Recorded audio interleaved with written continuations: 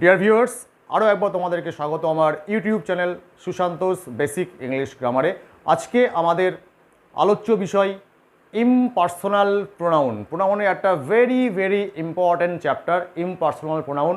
তোমরা অবশ্যই স্কিপ না করে আমার এই ভিডিওটি দেখবে। এখানে ইমপার্সোনাল প্রোনাউন আমরা কাদেরকে বলি, তাদের ব্যবহার, কি করে আমরা সেন্টেন্সকে এদেরকে ব্যবহার করব, কি করে বুঝবো যে এটা ইমপার্সোনাল প্রোনাউন, তার সমস্ত কিছু আমি ভিডিওতে স্টেপ বাই স্টেপ বুঝিয়েছি।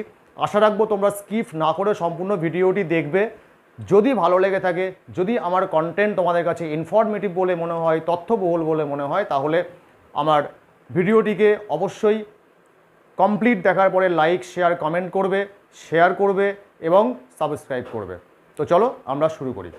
আজকে আমরা প্রোনাউনের একটা খুবই গুরুত্বপূর্ণ পার্ট, তোমরা বলতেই পারো পার্ট, ইমপার্সোনাল প্রোনাউন। আমরা ইমপার্সোনাল প্রোনাউন নিয়ে আজকে ক্লাস করব। এটা এতটাই ইম্পর্টেন্ট, তোমরা দেখবে বহু কম্পিটিশন পরীক্ষাতে, ইভেন ক্লাস লেভেলের যে পরীক্ষাগুলো হয় সেখানেও কিন্তু আমরা ইমপার্সোনাল প্রোনাউনের ব্যবহার আমাদেরকে করতে হয়, সেটা দিয়ে আমাদের অনেক প্রশ্ন থাকে। তো আজকে আমরা আলোচনা করব ইমপার্সোনাল প্রোনাউন কী, সাথে সাথে আমরা যেটা আগের ক্লাসে আমি দেখিয়েছিলাম পার্সোনাল প্রোনাউন কী, সেটাও কিন্তু আমরা একটু আলোচনা করব। তোমরা অবশ্যই ভিডিওটাকে স্কিপ করবে না, এটা আমার তরফ থেকে অনুরোধ। কারণ যদি কোনো জায়গায় স্কিপ করে যাও তাহলে কি হবে, একটা স্পিড ব্রেক হয়ে যাবে না। রাস্তায় আমার স্পিড ব্রেকার থাকে, একটা গাড়ি স্পিডে চলছে, হট করে যেটা স্পিড ব্রেকারে পড়ে যায়, গাড়ির স্পিডটা কমে যায়। তো তুমি যদি ভিডিওগুলোকে স্কিপ করে দেখো তাহলে তুমি অনেক কিছু মিস করে যাবে। তো আমার রিকোয়েস্ট থাকবে তোমরা কেউ ভিডিওটা স্কিপ করবে না, অবশ্যই পুরোটা দেখবে। দেখো, ইমপার্সোনাল প্রোনাউন আর পার্সোনাল প্রোনাউনের মধ্যে আমরা যদি আজকে ডিফারেন্সিয়েশনস দেখি, পার্থক্য দেখি। প্রোনাউনকে আমরা দুভাগে ভাগ করেছি, পার্সোনাল এবং ইমপার্সোনাল। তো আমরা আগের দিনই বলেছিলাম যে পার্সোনাল প্রোনাউন কারা, যারা first person, second person, third person, এই তিনটে পার্সনকে কেন্দ্র করে যে সমস্ত প্রোনাউন্সগুলো থাকে তারা পার্সোনাল প্রোনাউন। মানে বিশেষ কোনো একটা ব্যক্তিকে বোঝায়, তাই তো? যেমন ধরো তুমি রাম না বলে তুমি হি ব্যবহার করছো, তুমি কোনো একটা মেয়ের নাম হয়তো দেখা যাচ্ছে কারোর নাম সন্ধ্যা, তুমি সন্ধ্যা না বলে তুমি শি ব্যবহার করছো। আবার দেখো, ধরো তুমি কোনো প্রাণীর নাম বললে, অ্যানিম্যালের নাম বললে, টাইগার, তো তুমি টাইগার না বলে তুমি ইট ব্যবহার করতে পারো। এটা আমরা আগের ক্লাসে দেখিয়েছি। যদি কেউ না দেখে থাকো তাহলে আমার আগের ভিডিওটা একবার দেখবে পার্সোনাল প্রোনাউন নিয়ে, সেখানে আমি এটা নিয়ে ডিসকাস করেছি। তো আজকে আমরা ইমপার্সোনাল প্রোনাউন নিয়ে কথা বলবো। তাহলে পার্সোনাল প্রোনাউনে কি হচ্ছে, কোনো একটা বিশেষ কাউকে বোঝানো হচ্ছে, ক্লিয়ার? আর ইমপার্সোনাল প্রোনাউনে আমরা কাউকে স্পেসিফিকভাবে উল্লেখ করব না, ব্যাপারটা নৈবর্তিক থাকবে, আনস্পেসিফাইড থাকবে, যেটা কোনো বিশেষ ব্যক্তি বা বস্তুকে নয়, যে প্রোনাউনগুলো সবাইকে ইন্ডিকেট করবে, সবাইকে বোঝাবে, এরকম টাইপের প্রোনাউন। তো কারা কারা আছে? আমরা ইংরেজিতে 5টা ইমপার্সোনাল প্রোনাউন পাই। তার মধ্যে খুব কমন প্রোনাউন হচ্ছে ইট, নাম্বার 2 হচ্ছে THERE দেয়ার, নাম্বার 3 হচ্ছে ONE1, নাম্বার 4 হচ্ছে YOU, নাম্বার 5 হচ্ছে THEY দে। তো তোমাদের কোশ্চেন থাকতে পারে যে আমরা তো ইউ পেয়েছি, ওটা তো সেকেন্ড পার্সনে ছিল, তাহলে অবশ্যই পার্সোনাল প্রোনাউন। আবার দে কে পেয়েছি, দেও তো থার্ড পার্সনে ছিল, তাহলে দে তো পার্সোনাল প্রোনাউন। তাহলে এদেরকে ইমপার্সোনাল প্রোনাউন বলা হচ্ছে কেন? দেখো, আমি কি বললাম, পার্সোনাল প্রোনাউন কোনো বিশেষ ব্যক্তিকে বোঝায়, বিশেষ বস্তুকে বোঝাতে পারে। আর ইমপার্সোনাল হবে যারা, তারা কখনোই কোনো বিশেষ ব্যক্তিকে বোঝাবে না বা বিশেষ বস্তুকে বোঝাবে না। সেটা এমন একটা জায়গায় তুমি দেখবে সেই সেন্টেন্সে তোমার ইউ লেখা, ইউ দিয়ে কোনো সেন্টেন্স লেখা আছে বা দে দিয়ে কোনো সেন্টেন্স লেখা আছে, তুমি সেখানে দেখবে সেটা কিন্তু কোনো বিশেষ ব্যক্তিকে বোঝাচ্ছে না। মানে ইউ মানে তুমি, তোমাকে কিন্তু বোঝাচ্ছে না, দেখা যাচ্ছে ইন জেনারেল সবাইকে বোঝাচ্ছে। তুমি দেখবে তো কোনো জায়গায় দে লেখা আছে, দে মানে তুমি জানো ওরা বা তারা, তো দে মানে কিন্তু অবশ্যই সেখানে ওরা বা তারা সেই মিনিংটাই থাকবে, কিন্তু কিন্তু বোঝাবে একটা বিশেষ ব্যক্তিকে নয় বা একটা গ্রুপকে নয়, সবাইকে বোঝাবে। আমরা সেই ক্ষেত্রে দে ব্যবহার করব। আমরা এক এক করে উদাহরণে সেগুলো আসবো। তো দেখো, প্রথমত আমরা ইট, আজকে আমরা ইটের ব্যবহারটা প্রথমে দেখব ইম্পার্সোনাল প্রোনাউনের মধ্যে। তো কোথায় আমরা ইট ব্যবহার করি দেখো, ইট হচ্ছে খুবই কমন একটা ইম্পার্সোনাল প্রোনাউন। তুমি যদি কাউকে জিজ্ঞাসা করো বা তোমাকে যদি কেউ জিজ্ঞাসা করে যে একটা ইম্পার্সোনাল প্রোনাউনের এক্সাম্পল দাও, তো দেখবে সবাই কিন্তু ইটের কথা বলে। তো it is very common, maximum আমরা সব জায়গাতে ইটটাকেই বলি ইম্পার্সোনাল প্রোনাউন, বাট বাকি যেগুলো আছে সেগুলোও কিন্তু ইম্পার্সোনাল প্রোনাউন, সেগুলো আমাদের জেনে রাখতে হবে। তো ইট আমরা কোথায় কোথায় ব্যবহার করব দেখো কীভাবে ব্যবহার করব। ধরো ইট এই কথাটা, এটা হচ্ছে একটা নিউট্রাল ফর্ম। আমি নিউট্রাল ওয়ার্ডটা কেন ব্যবহার করলাম, বিকজ এই ওয়ার্ডটা কিন্তু শুধুমাত্র একটা জায়গায় ব্যবহার হয় না, তুমি অনেক জায়গাতে ইট ব্যবহার করতে পারো। যেমন ধরো তুমি দেখা যাচ্ছে কোনো অ্যানিম্যাল, পশু, তুমি সেই জায়গাতে তার জায়গায় তুমি ইট ব্যবহার করতে পারো। আবার তুমি যে কোনো জিনিস, ধরো তুমি পেন্সিল বলছো কি তুমি এই ডাস্টারটা বলছো, তো তুমি কিন্তু এদের পরিবর্তে ইট ব্যবহার করতে পারো। আবার যেটা বললাম, ধরো তুমি কোনো অ্যানিম্যাল বলছো, তুমি টাইগার বললে তুমি তার জায়গাতে ইট ব্যবহার করতে পারো। আবার দেখো তুমি কোনো কিন্তু টাইমের ক্ষেত্রে ইট ব্যবহার করতে পারো। টাইম যে বাক্যগুলো আমাদের থাকে সেগুলো আমরা ইট দিয়ে শুরু করি। ডেট দিয়ে কোনো সেন্টেন্স, সেগুলো আমরা ইট দিয়ে শুরু করতে পারি। তুমি ধরো ওয়েদার সম্বন্ধে বলছো, আবহাওয়া, তুমি এই বাক্যগুলো কিন্তু ইট দিয়ে শুরু করতে পারো। তো it is very common neutral form, okay, of impersonal pronoun. তো দেখো আমরা, ধরো তুমি ইট দিয়ে একটা বাক্য বলছো, ইট ইজ, ধরো তুমি বলছো সানডে। দেখো আমরা কিন্তু একটা সপ্তাহে কোনো দিন সম্বন্ধে বলতে গেলাম, তো ইটস আ টাইম, আজকে কী বার, তুমি বলছো ইট ইজ সানডে। তো এই বাক্যটা দেখো, ইট মানে কিন্তু এটা, তাই না? তো আমরা কিন্তু যখন এটাকে মানে করব বাংলাতে, আমরা কিন্তু এটা হয় রবিবার এরকম ধরনের আমরা বাক্য বলবো না। ইট ইজ সানডে মানে আজ রবিবার বা আজ রবিবার, এরকম ধরনের বাক্য আমরা বলি, ইট দিয়ে শুরু করি। তো এখানে কিন্তু ইটটা হচ্ছে ইম্পার্সোনাল প্রোনাউন। আবার দেখো, তাহলে তুমি বলছো ইট ইজ কোল্ড টুডে। তুমি দেখো এখানে বাক্যটা তুমি একটা ওয়েদার সম্বন্ধে বলছো, আজকে খুব ঠান্ডা, এই বাক্য তুমি দেখো ইট দিয়ে শুরু করছো। আবার তুমি বলছো ইট ইজ রেইনিং, খুব কমন সেন্টেন্স, আমরা খুব দেখি, ব্যবহার করি, মানে হচ্ছে বৃষ্টি হচ্ছে। তো এখানে দেখো এই ইট কিন্তু আমরা ইউজ করছি টু ইন্ট্রোডিউস দ্য সেন্টেন্স, বাক্যটাকে শুরু করার জন্যে। তো এই সব ক্ষেত্রে যখন আমরা কোনো টাইমকে উল্লেখ করব, যখন আমরা কোনো ওয়েদারকে উল্লেখ করব, যখন আমরা কোনো ডেট উল্লেখ করব, তখন কিন্তু আমরা ইট ব্যবহার করতে পারি। ক্লিয়ার? আচ্ছা, এই গেল ইটের ব্যবহার। তো ইট ইম্পার্সোনাল প্রোনাউন। আচ্ছা, এবার আসছে দেয়ার, THERE, দেয়ার। দেখো দেয়ার ইউজটা খুব সুন্দর, তুমি খুব সহজভাবে এটা বুঝতে পারবে। কোথাও কিছু আছে বা কোথাও কিছু ছিল বা কোথাও কিছু ছিল না, নামোদক তো জাস্ট নট যোগ করে আমরা করি। তো কোথাও কিছু ছিল বা কোথাও কিছু ছিল না, কোথাও কিছু আছে বা কোথাও কিছু নেই, এই ধরনের যে বাক্যগুলো আমরা সাধারণত দেয়ার দিয়ে শুরু করি। ধরো তুমি বলছো আমার বাড়ির পাশে একটা পুকুর আছে, তাহলে কোথাও কিছু আছে, তাহলে there is a pond beside my house, আমার বাড়ির পাশে, ঠিক আছে, একটা পুকুর আছে। তাহলে এই যে দেখো এই বাক্যটা, কোথাও কিছু আছে বলছি মানে আমার বাড়ির পাশে একটা পুকুর আছে মানে কোথাও কিছু আছে। তো দেখো তুমি বাক্যটা দেয়ার দিয়ে শুরু করলাম। আবার ঠিক একইভাবে যদি আমি এটাকে পাস্ট টেন্সে বলতাম, কোথাও কিছু ছিল, আমার বাড়ির পাশে একটা পুকুর ছিল, ধরো আগে ছিল এখন আর নেই, তাহলে শুধুমাত্র আমরা এখান থেকে ইস্টাকে কেটে এখানে একটা ওয়াশ করে দিলাম, বাক্যটা কিন্তু দেয়ার দিয়ে শুরু হলো। ক্লিয়ার? আচ্ছা, এরকম ধরনের সেন্টেন্স মানে কোথাও কিছু আছে বা কোথাও কিছু ছিল, এই ধরনের বাক্যকে আমরা দেয়ার দিয়ে শুরু করতে পারি। So there is also another impersonal pronoun.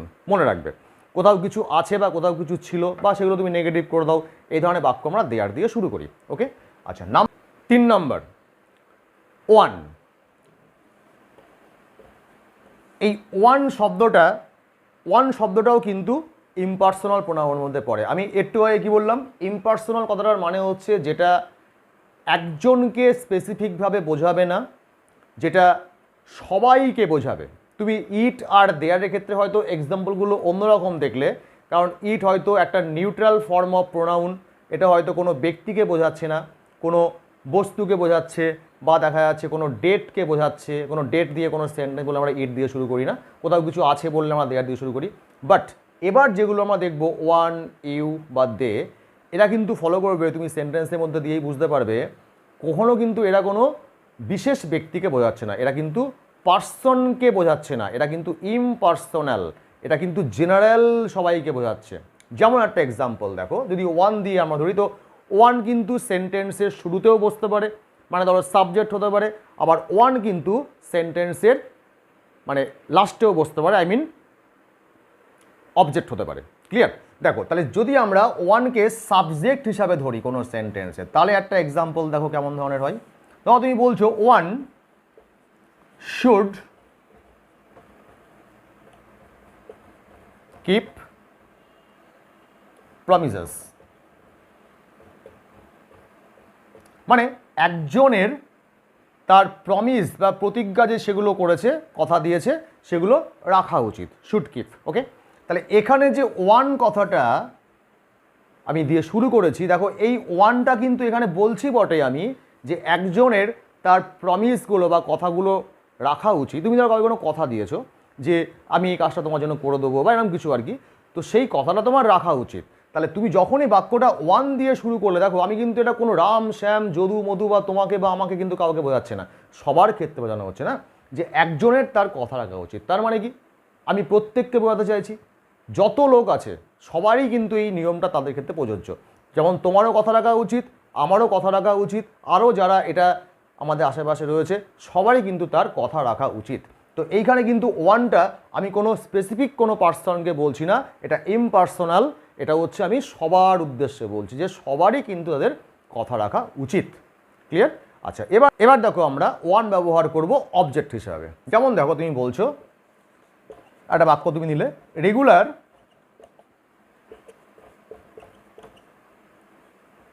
Exercise keeps one fit. Clear? এখানে দেখো অবজেক্ট, আমরা তো জানি না যে অবজেক্ট হচ্ছে আমরা যখন ভার্বকে প্রশ্ন করি হুম দিয়ে, বাংলায় কাকে দিয়ে এবং কি দিয়ে, হোয়াট দিয়ে, তখন আমরা অবজেক্ট পাই। তাহলে এখানে ভার্ব হচ্ছে কিপ, তো তুমি যদি কিপকে প্রশ্ন করো, দেখো তুমি অবজেক্ট পেয়ে যাবে হচ্ছে ওয়ান। কাকে রাখে? একজনকে। রেগুলার এক্সারসাইজ মানে হচ্ছে প্রতিদিন যদি কেউ ব্যায়াম করে, এক্সারসাইজ, কিপস রাখে, প্রশ্ন করো কাকে রাখে, অবজেক্ট পেয়ে যাবে ওয়ান, একজনকে। তো এই একজন কিন্তু তোমাকে বা আমাকে বোঝাচ্ছে না, যে লোকটাই রেগুলার এক্সারসাইজ করবে সেই লোকটাকেই কিন্তু এক্সারসাইজ ফিট রাখবে, তাই নয় কি? তোমায় কিন্তু ফিট রাখবে না। তুমি রোজ এক্সারসাইজ করছো, তুমি ফিট থাকছো, আরেকজন এক্সারসাইজ করছে, সে ফিট থাকবে না, এরকম তো হতে পারে না। যেমন তুমি রোজ এক্সারসাইজ করছো, তুমি ফিট থাকছো, তেমনি পৃথিবীর যত লোক আছেন তারা যদি সবাই প্রত্যেক দিন এক্সারসাইজ করেন, তো তারা প্রত্যেকেই ফিট থাকবেন। তো এই ওয়ানটা কিন্তু এখানে আমরা সবার ক্ষেত্রে ব্যবহার করছি। It is not personal, it is impersonal. Clear? বুঝতে পেরেছ? ওকে, এবার দেখো ইউ।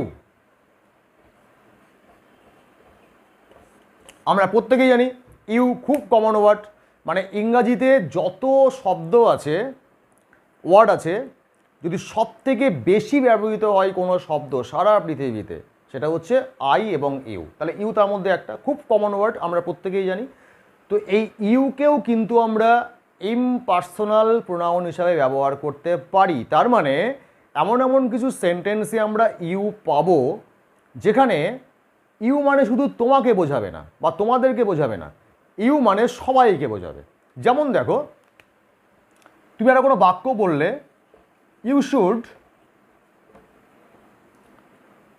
রেসপেক্ট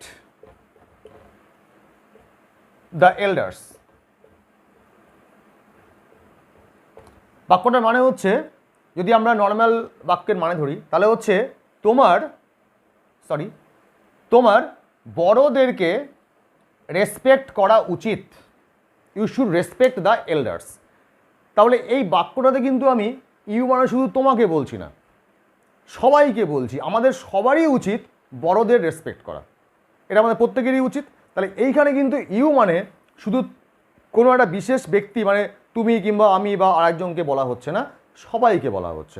ধরো তুমি কোনো একটা জায়গাতে গেছো, তো তুমি দেখলে ওখানে একটা ছোট্ট করে একটা জায়গাতে কিছু একটা লিখে দেওয়া আছে। ধরো এরকম লেখা আছে, ইউ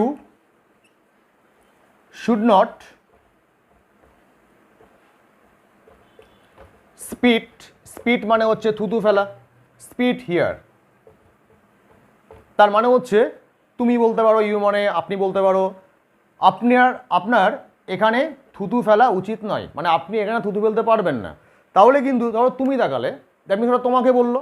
আবার শুধু তোমার জন্য কিন্তু তোমার জন্য লেখা হয়নি, এটা লেখা হয়েছে সবার জন্য, যারাই ওখানে যাবে তারা কিন্তু কেউই সেখানে থুতু ফেলতে পারবে না। তো এইখানে এই ইউটা কিন্তু শুধু তোমাকে বা আমাকে উল্লেখ করছে না, clear?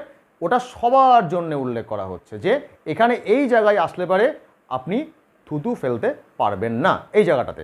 So it is not only you but all the people, যারা যারা সেখানে আসবে প্রত্যেককেই কিন্তু উদ্দেশ্য করে বলা হচ্ছে। তাহলে এইখানে দেখো ইউটা কিন্তু আমাদের ইমপার্সোনাল, কোনো বিশেষ ব্যক্তিকে আমরা বলছি না।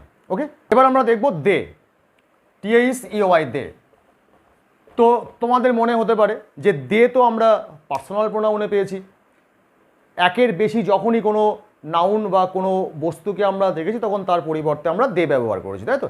যেমন দেখো তুমি বললে রাম অ্যান্ড শ্যাম, তো এখানে দুজন ব্যক্তি হয়ে গেল, তুমি রাম অ্যান্ড শ্যামের জায়গায় তুমি দে ব্যবহার করেছো। আবার তুমি দেখলে দ্য বয়েজ, অনেকগুলো ছেলে, তুমি তার পরিবর্তে তুমি দে ব্যবহার করতে শিখেছো। কিন্তু দেকে আমরা ইমপার্সোনাল প্রোনাউন কখন বলবো?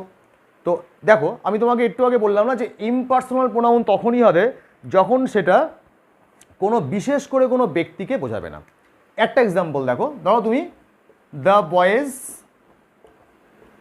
আর প্লেয়িং, তুমি এই বাক্যটা বললে। এবার যখনই তুমি এর প্রোনাউন ব্যবহার করবে এবার, তখন দ্য বয়েজ তুমি দেখো এর জায়গায় দে লিখছো, এখানে করছো আর, দিয়ে বলছো দে আর গুড বয়েজ। তাহলে এখানে কিন্তু দেখো এই যে দেটা, এই দে কিন্তু স্পেসিফিক্যালি এই বয়েজদেরকেই বোঝাচ্ছে, ওদেরকেই নির্দেশ করছে, তাই এখানে দেটা কিন্তু পার্সোনাল প্রোনাউন। কিন্তু ওই দেটাই যখন আমরা এমন কিছু ব্যক্তিদের উদ্দেশ্যে বোঝাতে যাব যখন সেই দেটা মানে সেই ব্যক্তিগুলো আমাদের কাছে অচেনা হবে, অজানা হবে, তাদেরকে আমি চিনি না। যেমন ধরো আমরা সবাই বাঙালি, আমরা পশ্চিমবঙ্গে থাকি, কিন্তু যারা বিহারে থাকে সেই বিহারের লোকগুলোদেরকে আমি চিনি কি? চিনি না, তুমিও চেনো না। তো ধরো তুমি একটা বাক্য বলছো, দে, নর্মালি বলছো they speak Hindi in Bihar. এই যে বাক্যটা, এই বাক্যটাই দেখো এখানে কিন্তু তুমি যে দে ব্যবহার করছো, তুমি দে কিন্তু কোনো বিশেষ কারো উদ্দেশ্যে বলছো না। তুমি বিহারের যে লোকগুলো যারা বিহারে বসবাস করেন, যারা বিহারের বাসিন্দা, আমাদেরকে চিনি না, জানি না, ওরা আমাদের কাছে অচেনা, অজানা, শুধু এটুকুই জানি যে ওনারা হিন্দিতে কথা বলেন।